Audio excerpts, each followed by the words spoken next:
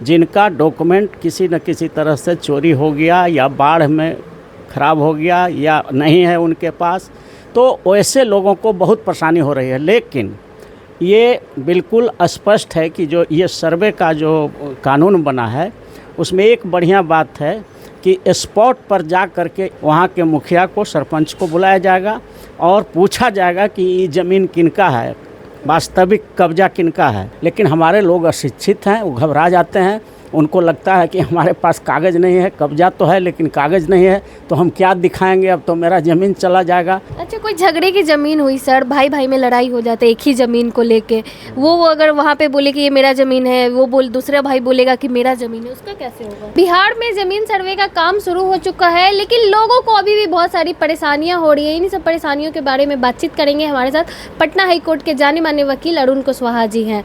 Sir, लोगों को बहुत ही ज़्यादा परेशानी हो रही है ज़मीन सर्वे। देखिए, बिहार एक ऐसा राज्य है जहाँ हमेशा बाढ़ आती है और बाढ़ में इतना पानी आता है कि बहुत सा तो घर जो गांव का है वो सब डूब जाता है। एक तल्ला पूरा पटना भी 76 में एक बाढ़ आई थी, 1976 में या 75 में, तो एक तल्ला पूरा डूब गया था पटना का।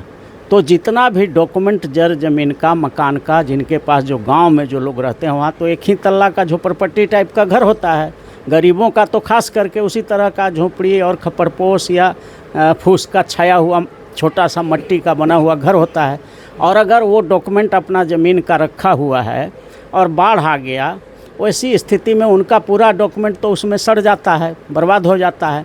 तो ये प्रॉब्लम हो रहा है वैसे गरीब लोगों को जिनका डॉक्यूमेंट किसी न किसी तरह से चोरी हो गया या बाढ़ में ख़राब हो गया या नहीं है उनके पास, तो वैसे लोगों को बहुत परेशानी हो रही है। लेकिन ये बिल्कुल स्पष्ट है कि जो ये सर्वे का जो कानून बना है उसमें एक बढ़िया बात है कि स्पॉट पर जा करके ये भी जांच किया जा रहा है। सर्किल ऑफिसर वहाँ के जो ब्लॉक के होंगे और जो कर्मचारी होंगे और सर्किल इंस्पेक्टर, ये तीनों लोग जाएंगे गांव में, वहाँ के मुखिया को, सरपंच को बुलाया जाएगा और पूछा जाएगा कि ये ज़मीन किनका है, वास्तविक कब्जा किनका है।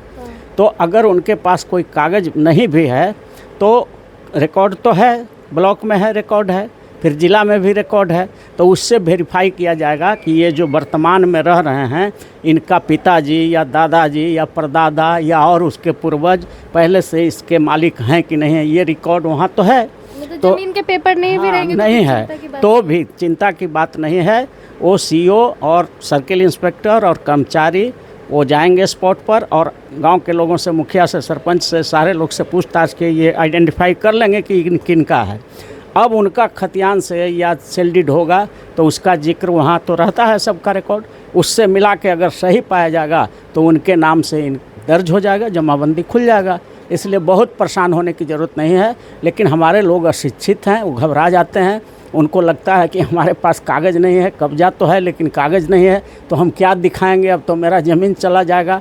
ऐसी बात नहीं है, इसलिए इसमें बहुत घबराने की ज़रूरत नहीं है। सर्वे का काम होने दीजिए। इससे क्या होता है कि जो जिनके पास कागज़ नहीं है उनका भी कब्जा पक्कीकरण हो जाएगा और एक पासबुक बन जाएगा कि हाँ फलना फलना खाता प्लॉट का ज़मीन आपका है। तो जैसे रुपया रखते हैं बैंक में तो आपके पासबुक में रहता है ना कि इतना रुपया है, तो ऐसे ही आपको पासबुक ज़मीन का मिलेगा कि कौन कौन सा खाता, कौन प्लॉट, कौन गांव में चौहद्दी क्या है, वो ज़मीन आपका है। तो वो आपका परमानेंट वो दस्तावेज हो जाएगा। लोगों के फ़ायदे के लिए किया। हाँ, इसमें फ़ायदा होगा।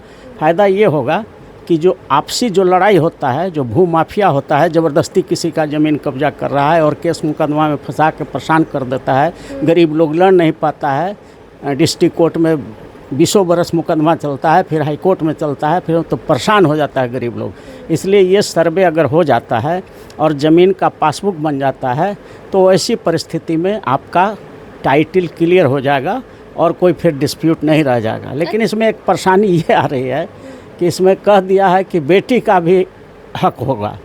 अब बेटी का हक होने में क्या होता है कि जो शादी हो गई है जिन लड़कियों का बहुत पहले और वो अपना ससुराल चली गई हैं और वहाँ जा कर के तो उनके पति के प्रॉपर्टी में तो उस लड़की का हिस्सेदारी हो ही जाता है।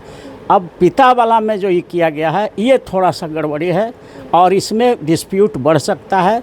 जो भी क्रिमिनल टाइप का जो दामाद होगा या चाहेगा कि अब हिस्सा हम ले लें, तो वो सब लिटिगेशन बहुत बढ़ जाएगा। जितना लिटिगेशन नीतीश कुमार ख़त्म करना चाहते हैं, वो बेटी वाला जब आएगा मामला तो उतना फिर नया लिटिगेशन चालू हो जाएगा। लड़ाई झगड़ा पूरा परिवार में हो जाएगा, क्योंकि हिंदू लॉ में, हिंदू सक्सेशन एक्ट में ये कानून बना हुआ है कि जो ही बच्ची का शादी होता है तो पिता तो अपना क्षमता के अनुसार जो है उसको स्त्री धन देता ही है, और पति जहाँ शादी होता है पति के प्रॉपर्टी में भी पत्नी का हिस्सा हो जाता है, तो वहाँ तो हिस्सा हो ही जाता है। अब पिता वाला में भी करिएगा तो लड़ाई झगड़ा होगा। बहन अगर जबरदस्ती कहेगी कि हमको भी चाहिए तो ये झंझट होगा, फिर वही मारा पीटी केसा केसी फिर बढ़ जाएगा परेशानी लोगों का।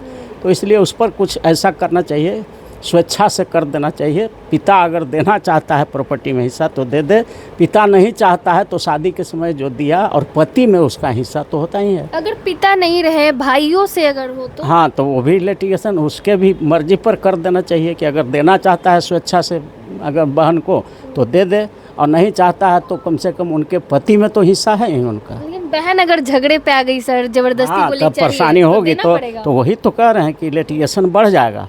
अगर बहन मान लीजिए बिहार में 14 करोड़ आबादी है, तो 14 करोड़ में 5-7 करोड़ तो महिला हैं, 8 करोड़। अब 8 करोड़ महिला में अगर 1 करोड़ लेने के लिए तैयार हो गई तो लड़ाई तो 1 करोड़ बढ़ जाएगा।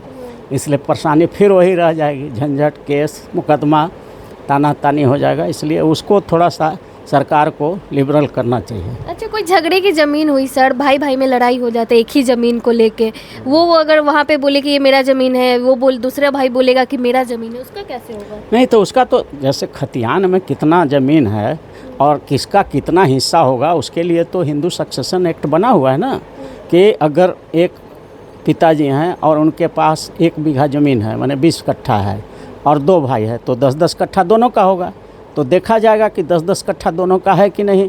अगर कोई भाई अपना बेच दिया है और दूसरका वाला पर कब्जा कर रहा है तो बेचा है तो उसका सेल डीड तो होगा ही, तो उससे पता चल जाएगा। वहाँ पर इस लड़ाई को ख़त्म किया जा सकता है कि भाई आप अपना हिस्सा लेकर के जब बेच दिए तो जो बचाए हुए हैं उसका क्यों आप कब्जा करना, वो अवैध है, तो वो क्लियर हो जाएगा। एक ही ज़मीन पर 2 भाई कैसे कब्जा करेगा? दोनों का तो बराबर बराबर हिस्सा होगा, तो या तो पंचायती करके बांट ले आपस में लोग, नहीं तो फिर कोर्ट तो बांट ही देगा, कोर्ट में फाइल होगा पार्टीशन सूट, तो वहाँ तो बंट ही जाएगा। जमीन सर्वे का काम कहाँ पे हो रहा है?